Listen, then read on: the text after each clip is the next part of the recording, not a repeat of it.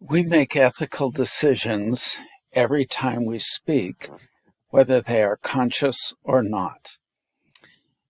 When we communicate, one of those ethical decisions is the content of the communication. What is said? Even if it is merely nonverbal communication does have content. Remaining silent when speaking ought to take place is content, and that content is an ethical decision.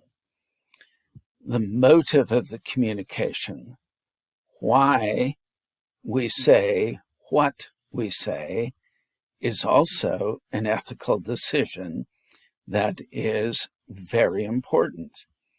Sometimes our motives are pure, and yet we do something unethical like lie. Other times we can lie from bad motives, making it even worse. Time of communication, or when we say what we say for the reason we say it, is also a significant ethical issue. If you work for a retail company and during hours with a customer you try to convert them to Christianity, that time is not okay. There is a time and place for communication that is persuasion for religious purposes, and as you are working in a secular job, that is not the correct time. So when you say what you say for the reason you say it is an ethical decision. The manner or means used to communicate is also an ethical decision. The way we say what we say for the reason we say it, when we say it, is also an ethical decision.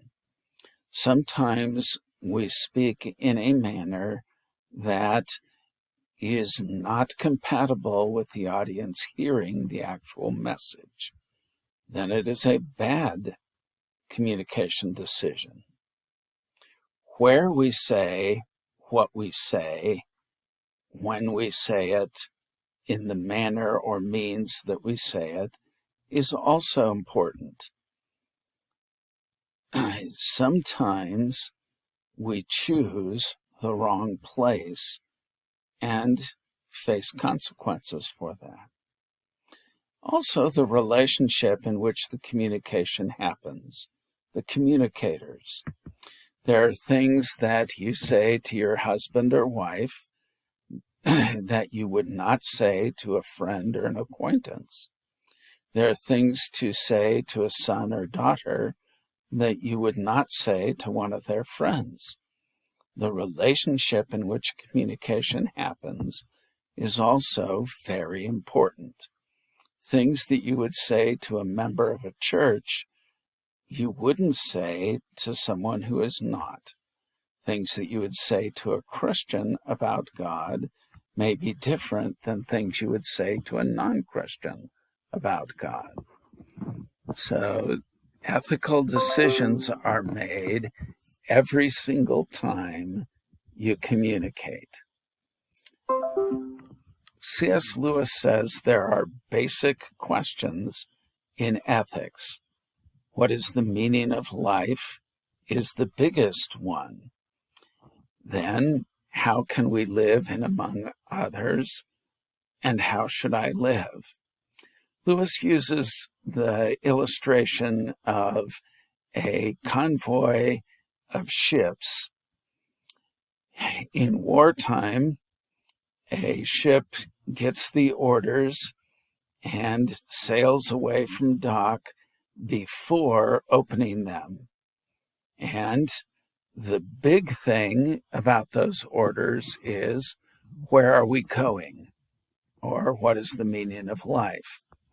Then, how do you arrange yourself in the convoy? How do we live and with and among other people is like a ship sailing in a convoy at war. And then, how should I live? How to keep my ship shipshape? So he uses an illustration of a convoy of ships in order to bring out those ethical questions. Plato asks, what is the good and what is the beautiful? I actually think those are very good ethical questions to add to Lewis's. So you can add some of your own to the basic foundational questions of ethics that provide a foundation for making ethical decisions. There's also distinctions in kinds of ethics. There are things that are absolute, true for all people at all times, all places, all cultures, regardless of belief. God is love, so love does not change by language, even though languages have different words and concepts for love. Love itself does not change because God is love and his nature doesn't change by language. There are things that are true for all people, all times, all places, all cultures, regardless of whether an individual believes in them or not, regardless of whether a culture accepts it or not. There are things such as justice, courage, moderation, which are true regardless of belief. But there are some things that are principles, generally true, but may change by circumstance, culture, or person. These kinds of ethics are where a vast majority of communication happens.